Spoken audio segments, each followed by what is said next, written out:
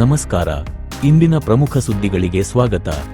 ಗುರುಮಠಕಲ್ ಪಟ್ಟಣದ ಸರ್ಕಾರಿ ಪದವಿ ಪೂರ್ವ ಕಾಲೇಜಿನ ಪ್ರೌಢ ವಿಭಾಗದಲ್ಲಿ ಅರಣ್ಯ ಇಲಾಖೆ ವತಿಯಿಂದ ಹಮ್ಮಿಕೊಳ್ಳಲಾಗಿದ್ದ ವಿಶ್ವ ಪರಿಸರ ದಿನಾಚರಣೆ ಕಾರ್ಯಕ್ರಮದ ಭಾಷಣದಿಂದ ಪರಿಸರ ಉಳಿಸಲು ಸಾಧ್ಯವಿಲ್ಲ. ಪ್ರತಿಯೊಬ್ಬರೂ ಜವಾಬ್ದಾರಿಯಿಂದ ಗಿಡ ಮರಗಳನ್ನು ಬೆಳೆಸಬೇಕು ಎಂದು ಅವರು ಕರೆ ನೀಡಿದ್ದಾರೆ. ಇದೇ ವೇಳೆ ಶಾಲೆಯ ಬಹುದಿನಗಳ ಬೇಡಿಕೆಯಾಗಿದ್ದ ಕಟ್ಟಡ ನಿರ್ಮಾಣಕ್ಕೆ 6 ಕೊಠಡಿಗಳು ಮಂಜೂರಾಗಿದ್ದು, ಸದ್ಯದಲ್ಲೇ ಅಡಿಗಲ್ಲು ನೆರವೇರಿಸಲಾಗುವುದು ಎಂದು ಶಾಸಕರು ಸಾರ್ವಜನಿಕರಿಗೆ ಸಿಹಿ ಸುದ್ದಿ ನೀಡಿದ್ದಾರೆ. ಗುರುಮಠಕಲ್ ಪಟ್ಟಣದಲ್ಲಿ ಪರಿಸರ ದಿನಾಚರಣೆ ಅಂಗವಾಗಿ ವಿಶೇಷ ಜಾಗೃತಿ ಕಾರ್ಯಕ್ರಮ ಜರುಗಿತು.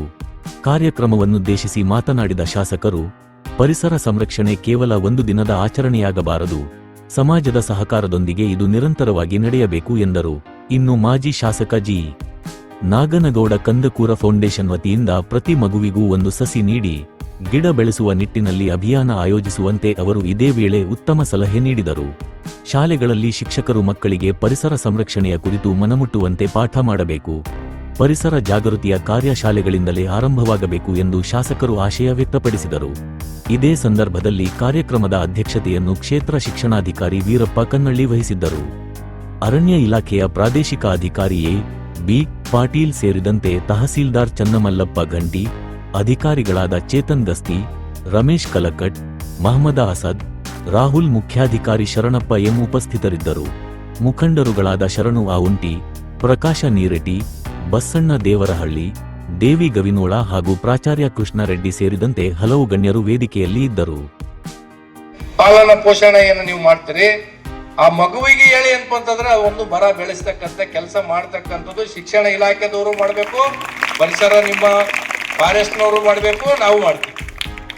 ಇದನ್ನ ಯಾಕೆ ಒಂದು ಅಭಿಯಾನ ಮಾಡಬಾರ್ದು? ನಾವು DF ಅವರೇ ಮಾಡ್ಬೋದಲ್ಲ, ಬಿ ಅವರೇ ತಹಸೀಲ್ದಾರ್ ಸಿಟಿದಾಗೂ ಮಾಡ್ಬೋದು, ಹಳ್ಳಿಯಾಗ ಒಂದು ಮಾಡ್ರಿ.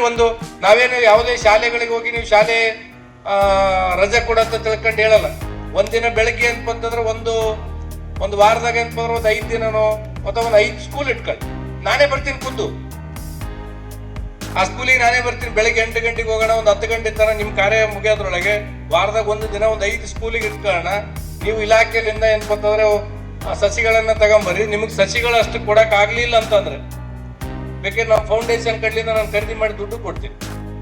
ನಿಮ್ ಇಲಾಖೆಯಿಂದ ಬರ್ತಿತ್ತು ಅಂದ್ರೆ ಸರಿ, ಇಲ್ಲಪ್ಪ ಇಷ್ಟು ಸಸಿಗಳಿಗೆ ಇಷ್ಟು ದುಡ್ಡು ಕೊಡಬೇಕು ಅಂತ ತಿಳ್ಕೊಂಡು ಹೇಳಿದ್ರೆ, ನಮ್ಮ ತಂದೆಯವರ ಹೆಸರಲ್ಲಿ ಒಂದು ಫೌಂಡೇಶನ್ ಮಾಡಿದ್ವಿ, ಆ ಫೌಂಡೇಶನ್ ಕಡ್ಲಿಂದ ನಾವು ದುಡ್ಡು ಕೊಡ್ತೀವಿ.